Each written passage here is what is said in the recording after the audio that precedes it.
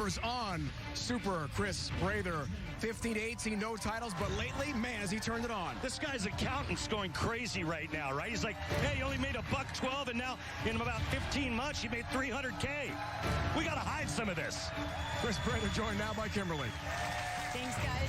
So, Chris, last week you climbed the step ladder to earn your first ever major, and you've set yourself up for a chance to do it again this week, but you've got some familiar heavy hitters that you have to go through in order to make that happen. So what's the plan for today? The plan is same as what it was last week. Just stay within myself, be me, and only focus on what I can control. You know, step ladders were meant to be climbed, so why not me again? All right, good luck to you this week. Thank you. Well, it's a 38-foot. Is my mic open? 38-foot Wayne Webb. And the players said that it's extremely flat in the middle, but they're going to start out trying to play about 12 to 5, and then when the lane breaks down, when that blue oil starts to go away, they're going to immediately jump way in, possibly even start lofting and still throwing it to that same spot down lane. Let's meet our bowlers. He won last week's PBA Tournament of Champions to earn his first major title and third career PBA Tour title, Chris Prather. Prather looking to make history today. Last week he climbed the ladder to win his first major. Today he looks to do the same, a feat that's never been done in major championship history. That would be superhuman. The Shark. Smells blood in the water, Randy. You know, he's had a couple of nicknames. Clark Shark. We were calling him Clark Kent. We thought that was a perfect nickname for him. And then they came up with this Shark nickname because of his phone case.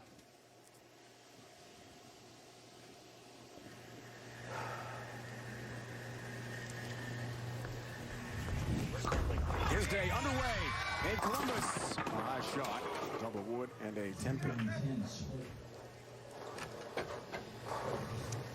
When we interviewed him, he said he was completely exhausted after last week, and his tour reps just said, hey, listen, you got to mentally hang in there.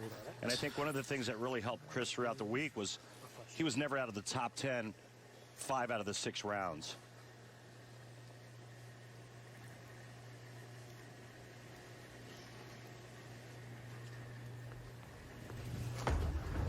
Bonus. Powers nicely.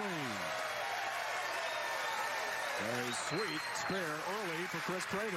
Well, it's pretty impressive when you make the 3-9-10 throwing it straight, because the idea is to hook it into this spare so that you can cover that back pin and catch us just enough of that 9-pin. The 2014 PBA Rookie of the Year owns 4 career PBA Tour titles, Marshall Kent.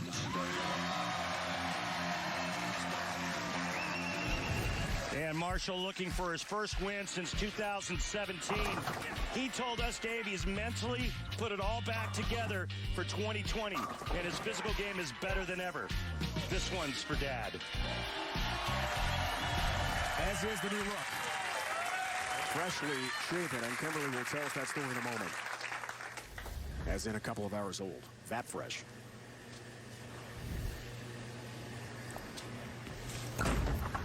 Right lane for Marshall King. Shot 10-pin stands. Marshall's thrown 16-pound equipment out here forever, and when we talked to him, he said, no, you know, I switched to 15 pounds 3 months ago. And I asked him, I said, why did you switch? And he says, I was exhausted after tournaments throwing the 16-pounders. Now, if you know Marshall gets exhausted throwing 16 pounds, that means you and I ought to be throwing 10-pounders. Kimberly has more on his new look. Guys, you made mention of Marshall's change of appearance since yesterday, and I can report that he cut his hair off just 2 hours ago. And he did it in honor of his father, Jim, who was diagnosed with brain cancer back in July of 2019. Now, Marshall told no one he was going to go do this, but made a pact with himself that a few months back, that the next show he made, he cut off his hair so his father knew that no matter where in the world Marshall was, that his dad was always with him. And to make this moment even more special, guys, today is his father's birthday. Happy birthday, Jim. Happy birthday, Jim. and the best to all of us on the Go Bowling PBA Tour for a quick recovery. You know, I know Jim, and I've been invited by Jim and Marshall on several occasions to go fishing in Alaska with them. They do it every year, and I just haven't had it in my schedule. But our thoughts and prayers are obviously with Jim and Marshall and their whole family. Covers, has a mark, the 3-6-10 spare for Marshall Kent. We spoke with him in the paddock just before the broadcast today after he got here. He missed the initial practice session about 15 minutes because, as Kimberly reported, he was getting his hair cut like a couple hours ago. And he said, I'm not worried about that. Not concerned about the practice. This had to be done. I wanted to get it done professionally and have it look smooth, look good for his father watching at home in Washington. High Road Pearl on the right lane, Idle on the left lane is Chris Prather's Arsenal. The TOC champ. I'll turn back for Chris Prather, 5 seed today. Climbed the ladder a week ago to win the 55th Tournament of Champions. He's got one of the best releases in the game. It's just super soft hand and touch at the bottom of the swing. Look at that. How that wrist uncups and then that rotation. And then the 6 slap and the 10 out is always a right-hander's best friend. Soft touch, bottom of the swing. Big emphasis in our meeting with Chris today. Been a huge key to his recent surge. All 10 in the pit. Those pins have no chance. You can see the lines he's playing right there. 17 out to about 7. The players are a little bit deeper than I thought they would start. And again, in talking with them about the oil pattern, they all said the same thing. It all depends on where everybody starts and how we break them down in practice. But I spoke with Chris Barnes a couple of days ago, and he told me on this pair, 7 and 8, the left lane hooks more. Back to Marshall Kent.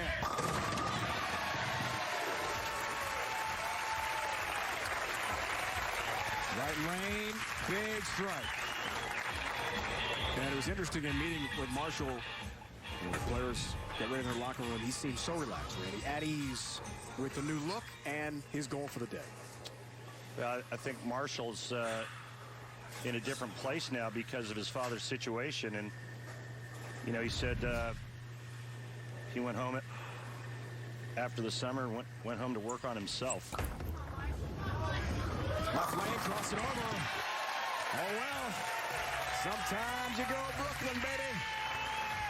You know, I was watching a lot of the tournament on Flow Bowling, and I can't remember the last time I watched so many Brooklyns by all the players, especially in match play. And I asked Bill O'Neill about it. He said, you know, the middle part of the lane is so flat that when you did miss by a little, it missed by a lot down lane. So if you did miss target left, you didn't go through the nose, you went Brooklyn. We'll get that wireless mic fixed ASAP. Prather trying to go up by 13, didn't like it at all. That's why. Tough 2-10 split. Yikes. He got a little right at target, and it was a little bit faster. You can see 19.7 up at the top right. And this ball, as soon as it left his hand, he knew it wasn't going to grab the lane surface strong enough to get back.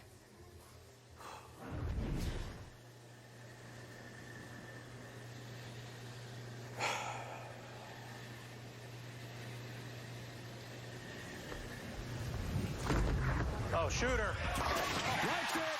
That's why. Conversion of a tough 2-10 split for Chris Prather.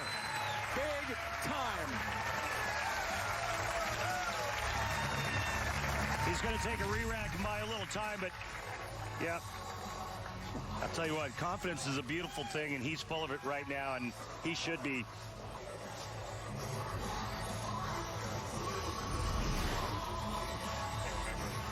He said to us in our conversation with him today that expectations really high coming off the PBA Tour playoff win in Maine last year, the $100,000. He wasn't himself the first couple weeks, didn't feel comfortable with the expectations and the way he was bowling. Dual oil pattern format challenging. Well, he has turned things on at major time. Left lane. High shot. 6-pin count. 3, 6, 9, 10 stand. Yes. All right, well, you can see it's left the target right there, the 9 board. And what makes this tricky, again, remember, he covered this without the 6-pin, but you want to get that ball into here and make it curve just enough to cover that back pin, the 9-pin. That's typically how you would shoot that. Prather throws the ball straight at this spare, or at least he did when he shot the 3, 9, 10. Yeah,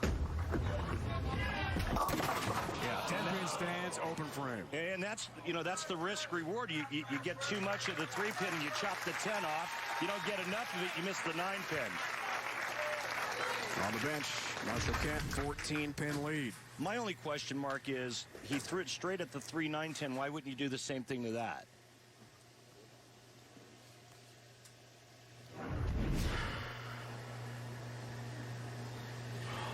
Now Marshall Kent tries to take advantage. Looks for the turkey here and the 24-pin lead, but hang on. I'll reset himself.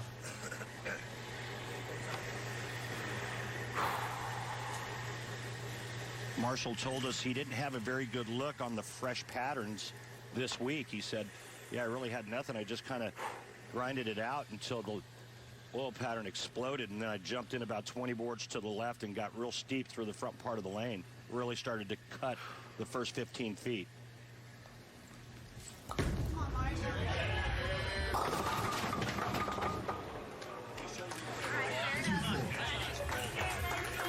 Not the shot he wanted. So neither player, RP, finding that look in the 1-3 pocket right now. Yeah, because they're tricky, especially early on. Watch this ball motion down lane. This actually rolls out. As it starts to hook, you see how it quits? And that's because of the excessive end-over-end roll. 2-4. Oh, chops.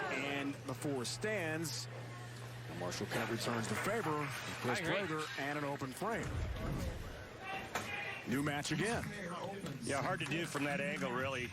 That ball had to be backing up into that 2-4. And now we're tied.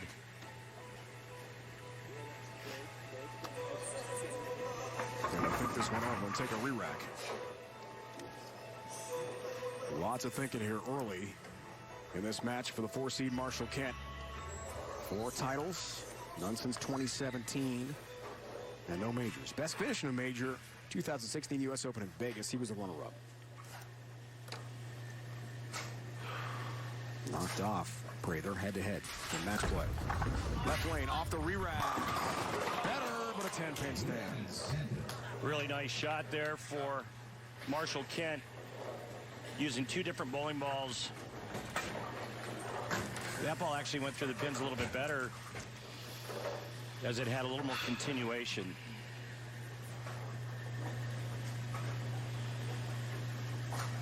We're all even here, Randy. Cross lane, watch it. Yeah, enough for a 10. And has his mark with his brand new look. In tribute